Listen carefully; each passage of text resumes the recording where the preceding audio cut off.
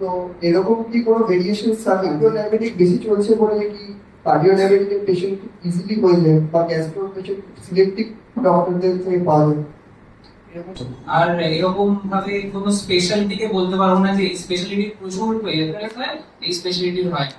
Brand আছে যে একটা মার্কেটে কোনো একটা কিছুর জন্য, কোনো একটা সমস্যা, একটা রোগের জন্য যদি 10টা ব্র্যান্ড থাকে, তার মানে তার সেই ধরনের রোগীও তো আসছে। মানে আমার হচ্ছে সুপার স্পেশালিটি, আমরা কভার করি হচ্ছে অনলি ইন্টারনাল মেডিসিন। তো whenever you are going into a super specialty, সেটা যে কোনো স্পেশালিটি কি হয়ে যায়, তখন পড়াশোনাটা অনেকটা ওই সেন্ট্রিক হয়ে যায় এভরিথিং।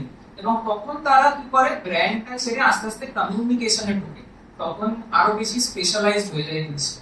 কিন্তু এরকম কোনো স্পেশালিটি স্পেসিফিক নেই যে হ্যাঁ এই স্পেশালিটিতে গেলে আমাকে একটু কম কাজ করতে হবে কিন্তু আমি বেশি প্রেসক্রিপশন পেয়ে যাবো, এটা হয় না। যত স্পেশালাইজড ইয়েতে ঢুকবি তখন অল অ্যাভারেজটা কমে, দ্যাটস এইটুকুই অ্যাডভান্টেজ আছে, এছাড়া কোনো প্রেসক্রিপশন জেনারেশনে কোনো অ্যাডভান্টেজ নেই।